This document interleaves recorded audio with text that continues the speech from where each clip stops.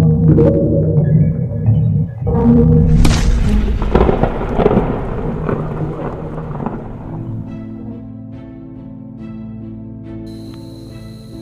halal wajib nonton.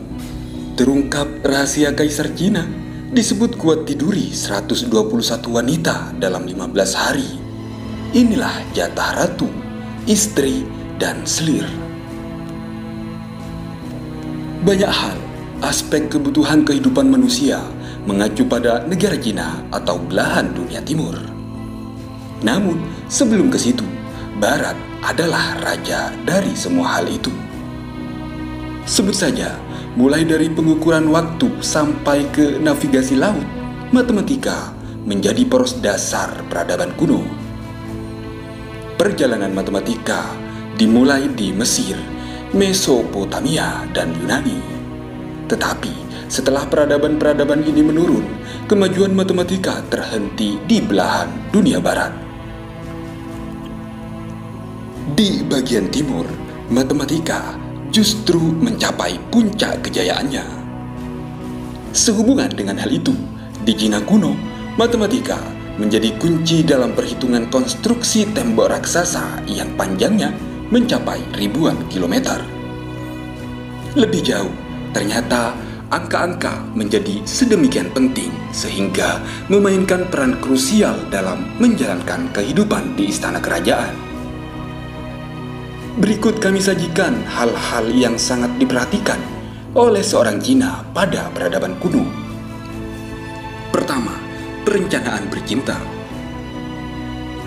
Kalender dan gerakan planet mempengaruhi semua keputusan kaisar, sampai ke perencanaan agendanya, baik pada siang hari maupun malam hari. Penasehat kekaisaran memberikan sistem yang memastikan kaisar dapat meniduri sekian banyak perempuan di istananya. Sistem tersebut didasari konsep matematika bernama geometric progression.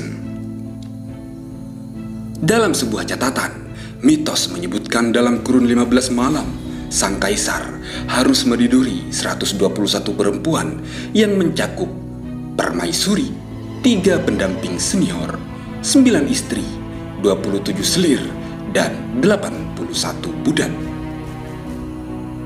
Jumlah orang dalam setiap kelompok perempuan ini sebanyak 3 kali lipat jumlah orang dalam kelompok sebelumnya, sehingga para ahli matematika dapat membuat jadwal untuk memastikan bahwa dalam periode 15 malam, kaisar meniduri semua perempuan di istananya. Kedua, stamina raja. Jadwalnya diatur sebagai berikut.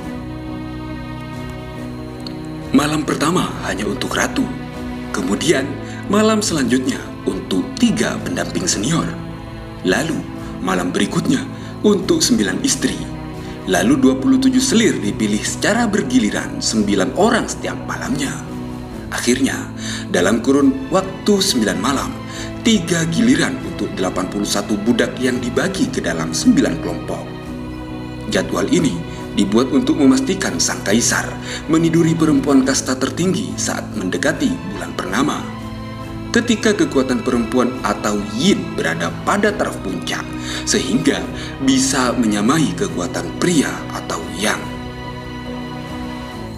Menjadi penguasa pastinya harus berstamina. Tujuannya jelas, yaitu untuk mendapatkan calon pewaris tahta kerajaan yang terbaik.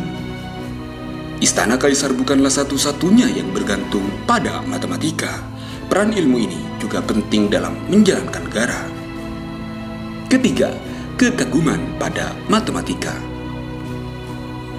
Kekaisaran Cina kuno adalah kerajaan besar yang tumbuh dengan menerapkan aturan hukum yang sangat ketat, sistem pajak yang luas, serta standarisasi sistem bobot, pengukuran, dan uang. Mereka telah menggunakan sistem desimal 1000 tahun sebelum wilayah barat mengadopsinya.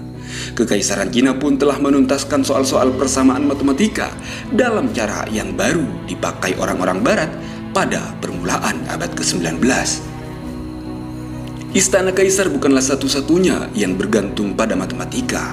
Peran ilmu ini juga penting dalam menjalankan sebuah negara. Menurut legenda, raja pertama Cina Kaisar Kuning memerintahkan salah satu dewanya untuk menciptakan matematika pada 2800 sebelum Masehi dengan keyakinan bahwa angka punya makna kosmik. Sampai sekarang, orang Cina masih mempercayai angka memiliki kekuatan yang mistis. Angka ganjil dianggap perwujudan pria, sedangkan genap adalah perempuan. Angka 4 harus selalu dihindari dan angka 8 membawa keberuntungan. Keempat, Cina kuno tertarik dengan pola angka. Mereka mengembangkan versi purba permainan Sudoku. Pada abad ke-6 Masehi, perhitungan matematika Cina kuno dipakai ilmu astronomi untuk mengukur pergerakan planet. Kini, perhitungan itu masih digunakan dalam kriptografi internet. Itulah berbagai fakta tentang peradaban Cina kuno. Tulis komentar Anda di kolom komentar di bawah berikut.